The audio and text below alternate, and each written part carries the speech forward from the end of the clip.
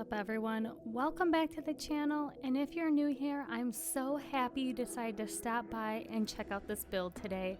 Since my last apartment build was in Evergreen Harbor, I decided to do this apartment renovation in the world of San Myshuno. I'm almost 100% positive I haven't done this one before. It doesn't look that familiar to me, but we are here in 1310 21 Chic Street, doing a mother raising her young daughter apartment. I did a father raising his teen son a few months ago. I'm not sure how many months off the top of my head, so I figured I would do the total opposite for this build. And it's the opposite not just in like the family aspect, but in the color scheme. It's very light in here, and the other one I did, I was using a lot of darker like tones throughout the entire build. But as you can see, I started out with a bathroom, which is something I normally don't do, but I wanted to switch it up a bit with the style of how I edit my videos. Also, this apartment is on the smaller side, like every other apartment I feel like I build in, so it was a bit tricky to try and figure out where to put everything at first. Like, even starting the floor plan, I bulldozed this twice before I even got to where we are now. Also, I'm not sure if it's just my game, but I kept getting error messages when I was trying to delete objects. Now, this kitchen is teeny tiny. I know. You're probably thinking, Sierra, where's the dining table gonna go? I don't see room for it anywhere in here. Well, it's for sure not gonna go in the kitchen. Also, I feel like I use these countertops from the Parenthood pack a lot. I know these are from like a billion years ago, but they're still one of my favorites to use in game. Don't know why. Same with the tile backsplash from Parenthood. I use it so much. Love it. Also, I remembered to leave a countertop open for cooking. I almost forgot, like always, but last second I was like, come on, Sierra, you need to leave one counter open. It's not that hard to remember this. I blame the great clutter that we've gotten lately. It makes me just want to fill up the rooms and make them look so lived in, which honestly isn't completely a horrible thing. I did consider putting a dishwasher in here. It's like hit or miss, I feel like, when it comes to dishwashers in my builds. Same with laundry. I've only done laundry in a limited amount of my speed builds. I think it's mainly because I know a lot of people don't like playing with laundry. Totally understandable. So when I do these, I try not to put it in. But I like to make myself suffer and make my Sims spend their days doing laundry.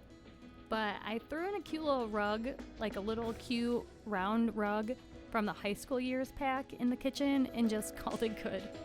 The entryway and the hallway, I think it's safe to say we can call it pretty basic when it comes to decorating. The usual suspects are being brought out for these areas with some new ones sprinkled in. Let's see if you can find them. I said this earlier, but this is a mother raising her young daughter apartment, so I wanted to put in some kids' clutter items in here, but not make it look like this apartment is trashed with kids' stuff and they never clean. I wanted it to look lived in and super cozy. I feel like using the lighter colors in this build helped out a lot since it is really small in here. I finished up the hallway area by putting in these like little hanging succulent planters that came with the nifty knitting pack, which I am in love with. I love that pack so much. And then I just moved on to the living room. And this is where I started getting the error messages during the building process, if you remember me mentioning this earlier in the video. It was the bookshelves from the new Book Nook pack. Not sure what's going on there, but I'm kind of sad about it. Which is kind of weird because I used them in my last build and I didn't have any issues. So I don't know what's going on. So I just switched it out with the one from high school years. but I used a decent amount of the Growing Together Parenthood and High School Years pack in this build, if you haven't noticed already. Sometimes it is hard for me to limit packs. I do want to try and do like a base game apartment, or at least a few base game apartments in the near future. I think it will be a fun challenge, or possibly really frustrating. We'll see how it goes. But the living room here is where the super tiny dining room is. I mean, if you even want to call it a dining room. You know what?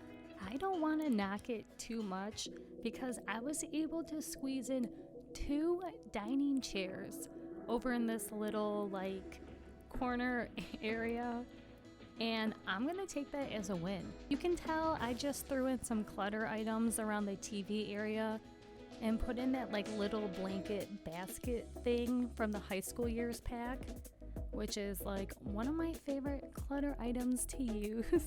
I sized out that cute little shelf you can see on the back wall by the TV. We got it from, I think, Eco Lifestyle. I could be completely wrong, so let me know in the comments down below what pack that shelf came from. I never really use it, so I thought it fit perfectly in here in this living room area. It for sure helped make the wall in here behind the TV not look so empty. So as you can tell, we are working on the mother's bedroom now, which does not have a lot of space to put in furniture. So I had to be, you know, just a little cautious in this room. I used a lot of the items from the Everyday Clutter Kit. As you can see, I put up that like little sunflower painting. Well, I mean, it's not really little. That is something, honestly, I have never used before in The Sims. Like, literally, I have never used this item before. So I figured, why not use it for once? It's kind of cute, right? I did struggle just a tad with if I wanted to put a mirror or a painting up on the walls, but I ended up just going with a mirror above the dresser over here. I think I used one from base game. I tried to make the one from Growing Together work in here, but it just didn't fit. It was not looking right.